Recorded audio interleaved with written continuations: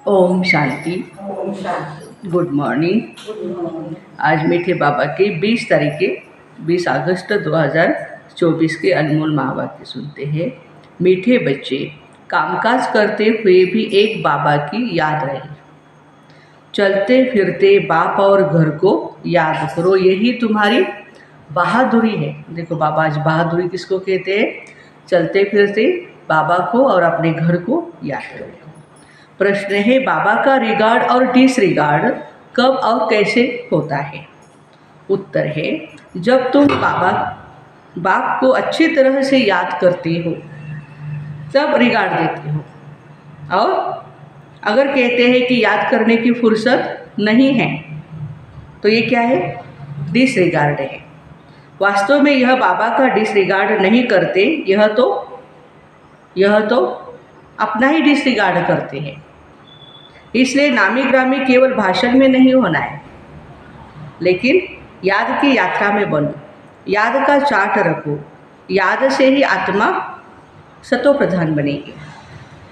ओम शांति। रूहानी बच्चों प्रति रूहानी बाप समझाते, यह जो 84 के चक्र का ज्ञान समझाया जाता है, यह तो एक नॉलेज है जो तो हम बच्चों ने जन्म जन्मांतर पढ़ी ही है और धारणा भी करते आए हैं। यह तो बिल्कुल सहज है, ये कोई नई बात नहीं है। बाप बैठ समझाते हैं, सतयुग से लेकर कलयुग अंत तक तुमने कितने पुनर्जन्म लिए? 84। यह ज्ञान तो सहज रीति बुद्धि में है। यह भी एक पढ़ाई है, रचना के आदि मध्य अंत को समझना है। सो बाबा के सिवाय और कोई भी समझा नहीं सकता है। बाबा कहते हैं, इस ज्ञान से भी ऊंच बात है याद की यात्रा। ज्ञान तो सुनना ही है, हर एक को ज्ञान है, लेकिन याद की यात्रा मुख्य है, जिसको योग कहते हैं।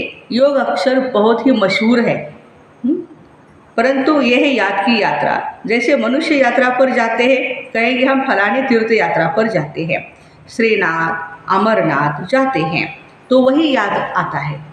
श्रीनाथ द्वारे जाते हैं ना हम, या अमरनाथ जाते हैं। अभी तुम बच्चे भी जानते हो, रूहानी बाप तो बड़ी लंबी यात्रा सिखलाते हैं, मुझे याद करो। उन यात्राओं से तो लौट आते हैं, और इस यात्रा से इस दुनिया में आएंगे नहीं कलयुग में, लेकिन सीधा सतयुग में चले जाएंगे। एक तो अपने घर जाएंगे, फिर सतयुग में जाएंगे। यह वह यात्रा है जो मुक्तिधाम में जाकर निवास करना है। भल पार्ट में आना है, परंतु इस पुरानी दुनिया में वापस नहीं आना है। इस याद की यात्रा के फायदे बाबा बता रहे हैं। इस पुरानी दुनिया से तुमको वैराग्य है। यह तो छी रावण का राज्य है। तो मूल बात है याद की यात्रा। आज पूरी मुरली याद की यात्रा। कई बच्चे ये भी समझते नहीं कि कैसे याद करना है। कोई याद करते हैं या नहीं, ये तो देखने में कोई चीज़ आती नहीं ना। बाबा कहते हैं, अपने को आत्मा समझ मुझ बाप को याद करना है। देखने की ये चीज़ नहीं, न मालूम पड़ता है। यह उस अवस्था में कहाँ तक याद की यात्रा में कायम रहते हैं, ये तो खुद ही जाने। युक्ति तो बहुतों को बताते हैं। कल्याणकारी बाबा ने समझाया, अपने को आत्मा समझ शिव बाबा को याद करो। बल अपनी सर्विस भी करते रहो, सेवा के बिना तो नहीं रह सकते, सेवा भी करो।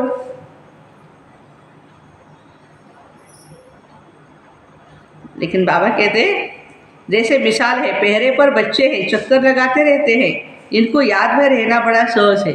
जो रात को वॉचमैन की ड्यूटी करते हैं, हाँ, उनको तो सहज है। बाबा कहते, सिवाय बाप की याद की और कुछ याद नहीं आना चाहिए। बाबा मिसाल दे बताते, उस याद की यात्रा में ही आए और जाए। जैसे पादरी लोग सुबह सुबह जाते हैं, शांत, कितना साइलेंस में है रहते हैं, तो तुम बच्चों को भी बड़ा प्रेम से बाप को और घर को याद करना है। ये मंजिल बड़ी भारी है। भक्त लोग भी यही पुरुषार्थ करते रहते, परंतु उनको यह पता ही नहीं है हमको वापस जाना है। वो तो समझते हैं जब कलयुग पूरा होगा तब जाएंगे। भक्त लोग क्या कहते हैं? जब कलयुग पूरा होगा तब जाएंगे। अच्छा, तो बाबा कहते हैं, उनको भी ऐसे सिखलाने वाला कोई है नहीं, तो बच्चों को तो सिखलाया जाता है। जैसे पहरा देते हो, तो एकांत में जितना बाप को याद करेंगे उतना ही अच्छा है। याद से ही पाप कटते हैं, याद से ही पाप कटते हैं। जन्म जन्मांतर के पाप सिर पर है। जो पहले सतो प्रधान बनते हैं, राम राज्य में भी पहले वह आते हैं, तो उनको ही सबसे जास्ती याद की यात्रा में रहना है। कल्प कल्प की बात है, तो इनको याद की यात्रा में रहने का अच्छा चांस है। यहाँ तो कोई भी लड़ाई झगड़े की बात ही नहीं। आते जाते बैठते एक पंथ दो कार्य। बाबा आज विशेष जो वॉचमैन की सेवा करते हैं, पहरा देने वाले भाई बहने हैं, उनके लिए आज विशेष बोल रहे हैं कि एक ही पंथ है, दो कार्य है, पहरा भी दो और शिव बाबा को याद भी करो, दोनों भी करो। कर्म करते बाप को याद करते रहो। पहरे वाले को तो सबसे जास्ती फायदा है। देखो आज बाबा उन सेवाधारी सिक्योरिटी वालों को भी बाबा बहुत ही आगे बढ़ा रहे हैं, उनको भी शक्ति दे रहे हैं। उनके लिए आज पूरी मुरली देखो, चाहे दिन हो चाहे रात, जो भी पहरा देते हैं उनके लिए बहुत फायदा है। अगर ये याद रहने की आदत पड़ जाएगी ना, तो योग में रहेंगे तभी पहरेदार वालों को भी बहुत आसानी से वो समय भी कट जाएगा, उनको टेंशन भी नहीं रहेगी। और कुछ गड़बड़ होने वाली होगी तो भी बाबा उनको अलर्ट करेंगे। बाप ने यह सर्विस बहुत अच्छी दी है, पहरा और याद की यात्रा। यह भी चांस मिलता है बाबा की याद में रहने का। ये भिन्न भिन्न युक्तियाँ बताई जाती है याद की यात्रा में रहने की। यहाँ तुम जितना याद में रह सकेंगे उतना बाहर धंधे आदि में नहीं। इसलिए तो मधुबन में हम भट्टी के लिए जाते हैं, बाबा मिलन के लिए जाते हैं, ताकि बाबा के कमरे में कहो, तपस्या धाम में कहो, हर जगह पर बैठ करके हम याद कर सके। तो बाबा कहते हैं एकांत में जाकर के देखो, यहाँ तुम जितना याद में रह सकेंगे उतना बाहर धंधे में नहीं। इसलिए मधुबन में आते हो रिफ्रेश होने के लिए। एकांत में जाकर एक पहाड़ी पर बैठ याद की यात्रा में रहे, फिर एक जाए, वह 2-3 जाए। यहाँ चांस बहुत अच्छा है। यही मुख्य है बाप की याद। भारत का प्राचीन योग मशहूर है। अभी तुम बच्चे समझते हो, इस याद की यात्रा से ही पाप कटते जाते हैं। हम सतो प्रधान बन जाएंगे, तो इसमें ही पुरुषार्थ बहुत ही अच्छा करना है। बहादुरी तो इसमें ही है, जो काम करते बाबा को याद करके दिखलाओ। देखो आज बाबा दोनों काम, हाथ कारडे दिल याडे भी बोलते इसको। आज बाबा कह रहे बहादुरी है ये भी। मना काम करते हुए जो भी आपको ड्यूटी दी है, सेवा दी हुई है, पहरेदार की हो या और कहीं कोई भी, तो वो बाबा की याद में करें। कर्म तो करना ही है, क्योंकि तुम हो सन्यासी, प्रवृत्ति मार्ग वाले। कर्म तो करना ही है। गृहस्थ व्यवहार में रहते, धंधा आदि करते, बुद्धि में एक ही बाबा की याद रहे। इसमें तुम्हारी बहुत बहुत कमाई है। पर अभी कई बच्चों की बुद्धि में नहीं आता है। बाबा कहते रहते हैं चार्ट रखो, थोड़ा बहुत कोई लिखते भी है। बाबा युक्तियाँ तो बहुत बताते हैं ना, कैसे याद करना है, क्या करना है। बच्चे चाहते हैं बाबा के पास जाए, यहाँ बहुत कमाई कर सकते हैं। एकांत भी बहुत अच्छी है, कहाँ मधुबन में, इसलिए भागते रहते हैं। बाबा सन्मुख बैठ समझाते, मुझे याद करो तो पाप कट जाए, क्योंकि जन्म जन्मांतर के पाप सिर पर है।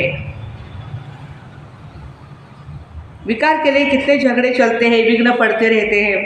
कहते हैं बाबा हमको पवित्र रहने नहीं देते। बाप कहते बच्चे तुम याद की यात्रा में रहो, जन्म जन्मांतर के पाप जो सिर पर है वो बोझ उतारो। घर बैठे शिव बाबा को याद करते रहो। याद तो कहाँ भी बैठ करके कर सकते हो, ऐसे नहीं कि फलानी जगह पे ही जाना है, हमें कर सकते हैं कहीं भी बैठ के। तो कहाँ भी रहते प्रैक्टिस करनी है, जो भी आए उनको पैगाम देना है। बाबा कहते अपने को आत्मा समझ बाप को याद करो। इनको योग बल कहा जाता। बल माना ताकत, बल माना ताकत, शक्ति। बाबा को सर्वशक्तिवान कहते हैं ना, तो वह शक्ति बाप से कैसे मिलेगी? बाप खुद कहते हैं मुझे याद करो। तुम नीचे उतरते उतरते तमो प्रधान बन गए, तो वह शक्ति बिल्कुल ही खत्म हो गई है, पाई की भी नहीं रही। तुम्हारे में भी कोई है जो अच्छी रीति समझाते हैं। बाबा को याद करते हैं तो अपने से पूछना है हमारा चार्ट कैसे रहता। बाबा तो सब बच्चों को कहते रहते याद की यात्रा मुख्य है, याद से ही तुम्हारे पाप कटेंगे। भल कोई सावधान करने वाला भी ना हो तो भी बाप को याद कर सकते हो ना। भल विलायत में अकेले रहो देखो तो भी याद में रह सकते हो। फॉरेन में कई बाबा के ऐसे भी लाल है जो अकेले ही रहते हैं लेकिन बहुत बाबा को प्यार से याद करते हैं। समझो कोई शादी किया हुआ है स्त्री और कोई जगह पे रहती है बिजनेस के कारण या नौकरी के कारण, तो उनको भी लिख सकते हो तुम एक बात सिर्फ याद करो, बाप को याद करो तो जन्म जन्मांतर के पाप भस्म होंगे। विनाश भी सामने खड़ा है। बाबा युक्तियाँ तो बहुत अच्छी रीति समझाते, फिर कोई करे या ना करे उसकी मर्जी। बच्चे भी समझते होंगे कि बाबा राय तो बहुत अच्छी देते हैं। हमारा काम है मित्र संबंधी आदि जो भी मिले सबको पैगाम देना। दोस्त हो या कोई भी हो सर्विस का शौक होना चाहिए।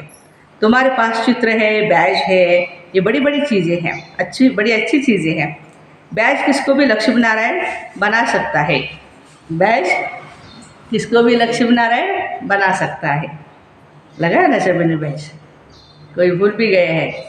हाँ, तो बाबा कहते त्रिमूर्ति के चित्र पर भी अच्छी रीति समझाओ। इनके ऊपर शिव बाबा है, वो लोग त्रिमूर्ति बनाते, ऊपर में शिव दिखाते नहीं। शिव को न जानने के कारण ही भारत का बेड़ा डूबा हुआ है। अब शिव बाबा द्वारा ही भारत का बेड़ा पार होता है। पुकारते हैं पतित पावन आकर हम पतितों को पावन बनाओ। फिर भी सर्वव्यापी कह देते कितनी पाई पैसे की भूल है। बाप बैठ समझाते हैं तुमको ऐसे ऐसे भाषण करना है। बाबा भी डायरेक्शन देते हैं ऐसे म्यूजियम खोलो, सर्विस करो तो बहुत आएंगे। सर्कस भी बड़े बड़े शहरों में खोलते हैं ना। अभी तो ज़माना गया, कितनी अच्छी अच्छी सर्कस बचपन में हम देखा करते थे। कितना उन लोगों के पास सामान रहता है, बाप रे। गांव से देखने के लिए लोग आते हैं। इसलिए बाबा कहते तुम भी ऐसा खूबसूरत म्यूजियम बनाओ जो देख करके ही खुश हो जाए, फिर औरों को जाकर सुनाए। ये भी समझाते जो कुछ सर्विस होती है कल्प पहले मिशन होती है, परंतु सतो प्रधान बनने का औना बहुत रखना है। इसमें ही बच्चे गफलत करते हैं। माया विघ्न इस याद की यात्रा में ही डालती है। अपने दिल से पूछ रहा है इतना हमको शौक है, मेहनत करते हैं, ज्ञान तो कॉमन है। बाप बिगर 84 का चक्र कोई समझा न सके। बाकी याद की यात्रा मुख्य है। पिछाड़ी में कोई भी याद ना आए सिवाय एक बाबा की। डायरेक्शन तो बाप पूरे देते रहते हैं, मुख्य बात है याद की। तुम कोई को भी समझा सकते हो, भल कोई को भी तुम सिर्फ बैच पर समझाओ। और कोई के पास ऐसे अर्थ सहित मेडल नहीं होते हैं। बाबा ने जैसे चालू किया ना वैसे बहुत बाकी के लोग भी शुरू किया अलग अलग अपने अपने ढंग के बैच बनाना। और कोई के पास ऐसे अर्थ सहित मेडल नहीं है। मिलिट्री वाले अच्छा काम करते हैं तो उनको मेडल मिलता है। राय साहेब का मेडल देखो, कौन सा मेडल? राय साहेब का मेडल। सब देखेंगे इनको वाइसराय से टाइटल मिला हुआ है। आगे वाइसरायस होते थे, कब? अंग्रेजों के ज़माने में अंग्रेज आते थे, आए थे उसी समय। अभी तो उनके पास कोई पावर नहीं। अभी तो कितने झगड़े लगे पड़े हैं, मनुष्य बहुत हो गए ना, तो उनके लिए ज़मीन भी चाहिए शहरों में। अभी बाबा स्वर्ग की स्थापना कर रहे हैं, इतने सब खलास हो, बाकी कितने थोड़े जा कर के रहेंगे। ज़मीन भी ढेर होगी, वहाँ तो सब कुछ नया होगा। उस नई दुनिया में चलने के लिए फिर अच्छी रीति पुरुषार्थ करना है।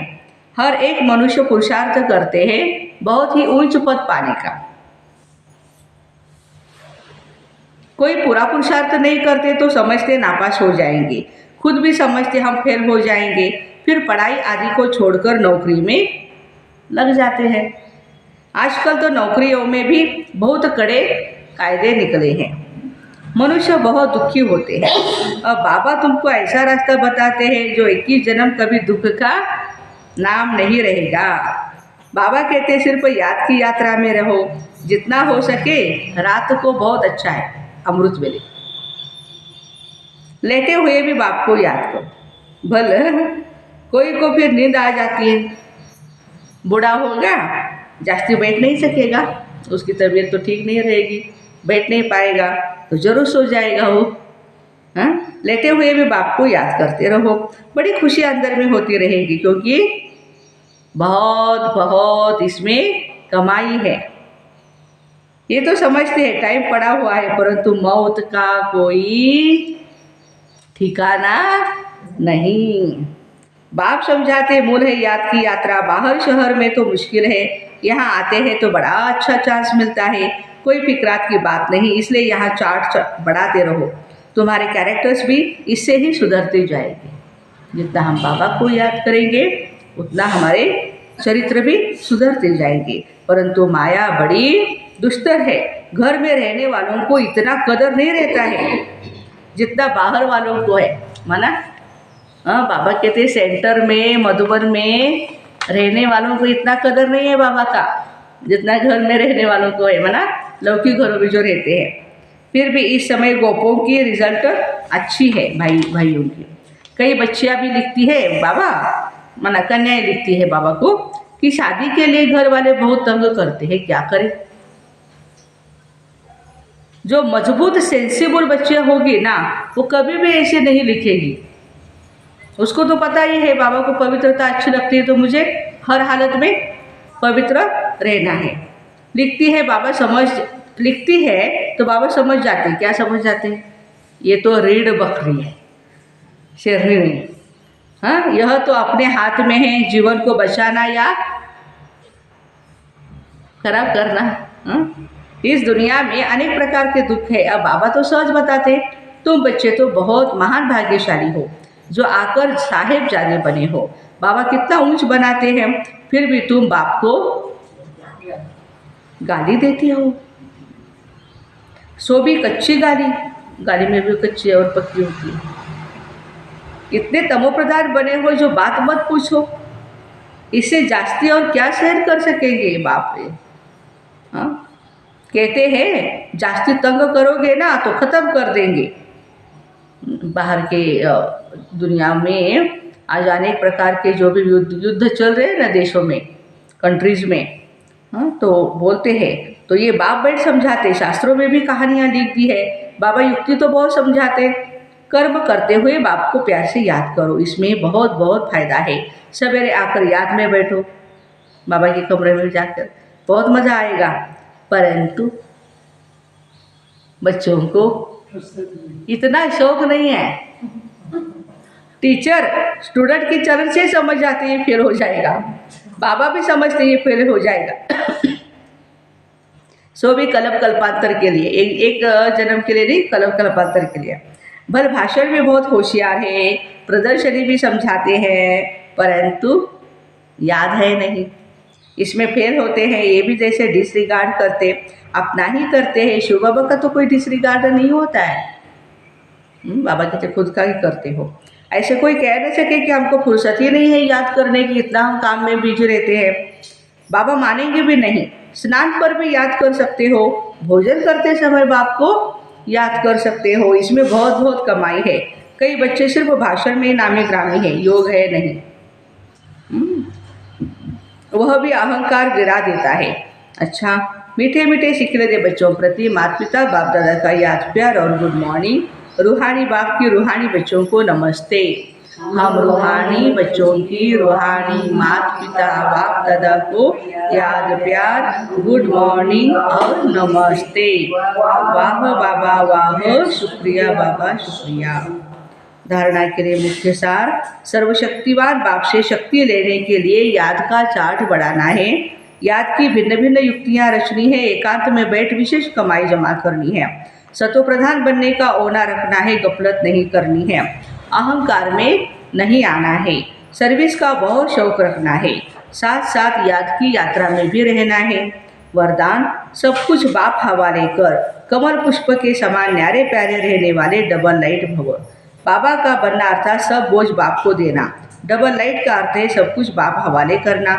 ये तन भी मेरा नहीं है, तो जब तन ही नहीं तो बाकी क्या है? आप सबका वायदा ही है, तन भी तेरा मन भी तेरा धन भी तेरा, सब कुछ तेरा कहा तो बोझ किस बात का। इसलिए कमल पुष्प का दृष्टांत स्मृति में रख, सदा न्यारे और प्यारे रहो तो डबल लाइट बनेंगे। स्लोगन है, रूहानियत से रोग को समाप्त कर, स्वयं को शरीर की स्मृति से गलाने वाले सच्चे पांडव है। रूहानियत से रोग को समाप्त कर, स्वयं को शरीर की स्मृति से गलाने वाले सच्चे पांडव है। तो ऐसे सब कुछ बाप हवाले कर, कमल पुष्प समान न्यारे और प्यारे रहने वाले डबल लाइट भाई बहनों को ओम शांति। Have a nice day.